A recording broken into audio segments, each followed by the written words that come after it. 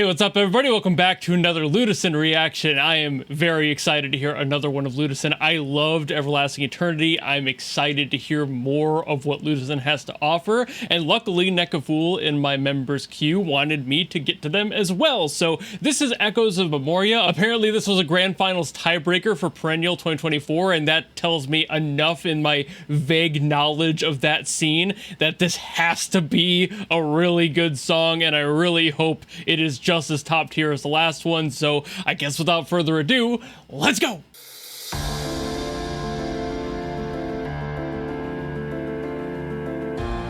Oh, I was expecting it to go down. Very quick assumption, I suppose, but tried feeling it out.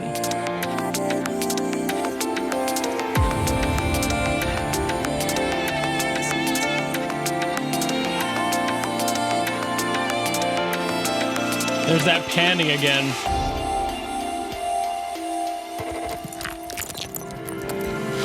There's that sound design again.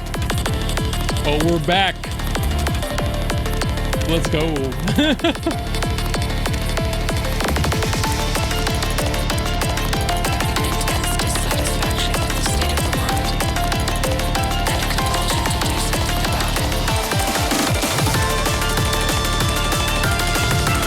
God, I love the sound design.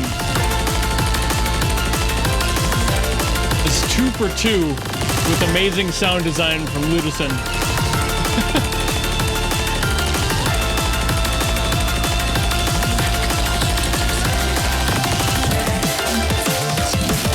I love, it's just got that, like, little, I don't want to call it crispiness, because I say that a lot, but I guess that's kind of what it is. It's got this bite to it in the high end.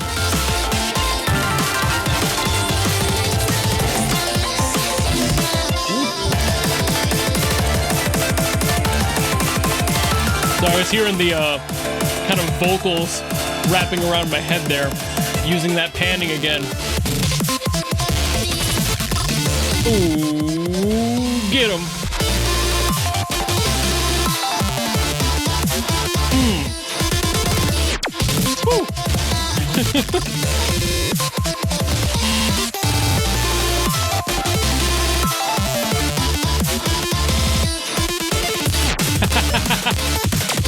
I can feel that break coming.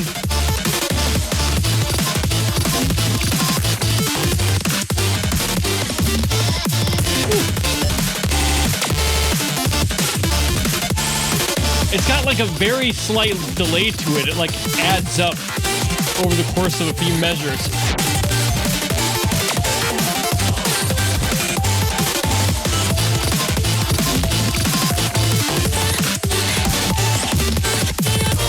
Some aggressive side chaining in there. Very snappy pulse. It's in and out.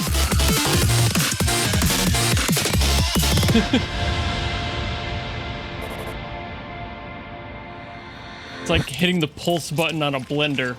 Just kind of spamming it.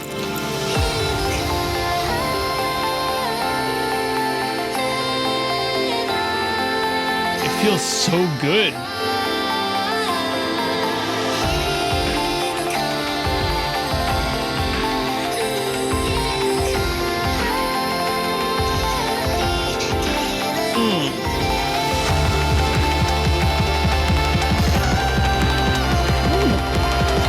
Are they going to be changing it up now? I can never tell with these. Sometimes they just kind of loop back into a copy-paste. But this feels like it's going somewhere else entirely. We'll see.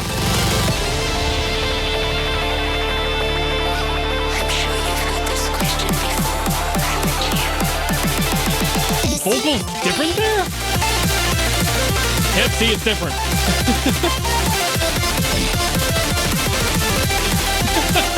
That is insane. Those vocals, though, I'm pretty sure that those were... Ooh, Lord.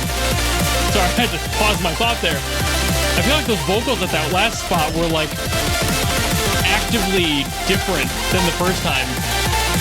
Like they put him in a different spot in the ears and everything.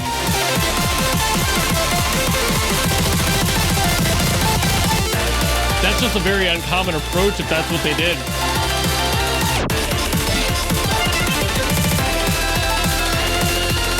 Adds more to the sound design too.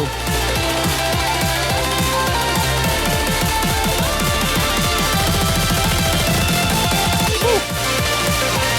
God, those like moments in there.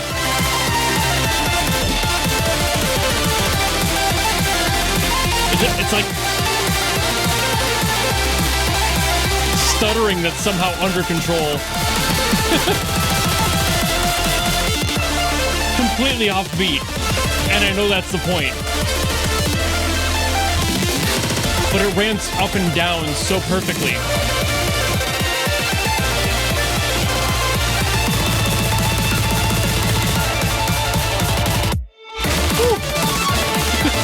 That cutout too, just getting rid of everything for a split second.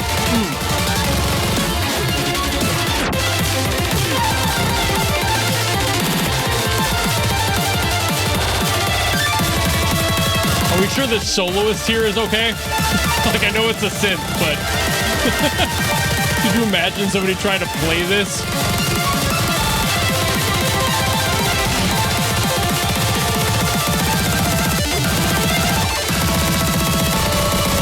God, it just kept getting more intense.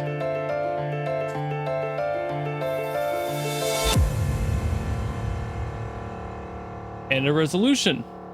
Kind of a nice little bow there at the end after all of that tension was built up, all that speed. It just kept ramping. There was no sign of it until there was. This might be the first time on this channel that I'm going to be confident in calling this artcore. Usually I don't call things artcore because I don't know what classifies and qualifies as artcore necessarily. I loves me some music, but there's so many genres and all the rules are so kind of wishy-washy, it depends on who you ask, that I don't like to just settle on something. For this, I feel like I want to call it artcore because it felt like a piece of art. I don't think I've ever given anything else that distinction before, but it feels so apt here. I just can't think of anything else that fits. You know, like any other genre this could be, it doesn't feel like it is because it's just so much more than what any of those could qualify, you know? This is really impressive. Personally, though, I do think I liked Everlasting Eternity a little bit more, just personal taste-wise. But don't get me wrong, this one is still phenomenal and I love it. I just think I like the other one just a little bit more. It had a little bit more for me, you know, just personal preferences-wise. This one is still phenomenal, though. Has all the things that I loved about the other one. It still fits all of that in here. There's just more to the movement in the other one that I liked a little bit more, but for this one, it still has all those characteristics that I do love. The great mixing, the brilliant sound design. Again, some of that like crispy creaminess up at the top. I don't want to keep calling it crispiness because I say that all the time, but there is like just like I said, a little bit of a bite to it. It's just got a little bit of a focus on the high end and the mix that makes everything feel like it's kind of scratching your brain. You know, you're just like, ooh, you know, a little bit ASMR adjacent maybe. Like there's something specifically in those frequencies that really sits well with me. And I think it blends everything really well too. The low ends don't have too much of that low end. They're just very resonant. They sit down there and almost act as a sub bass. They're really not a sub bass, but they feel like one compared to how tight those highs are, and just in general the balance of everything. Ludicin is really good at doing that. Like I know I have a very small sample size to go off there, but for 2 of 2, this is phenomenal. This is brilliant. I'm excited to hear more of what Ludicin has because every single time I hear something, again only 2, but still, both of them were insane, and just the quality of focus on each little aspect of the song. That's why I want to call this artcore, because that's art to me. Somebody who focuses, somebody who plans every little intricate detail. And while there might have been 1 or 2 things that were kind of an accident, you know, like happy accidents happen in art all the time, that's perfectly fine though. You can still tell that this is very intentional, every aspect of it. And even if there was a happy accident within it, it was then utilized to its fullest extent and maybe expanded upon even, so it created an even more immersive experience. That's what makes artcore in my head. Something that feels like an art piece in sound, something that's actively moving and has a clear structure it's being, and not just like it's an A-B structure of a song.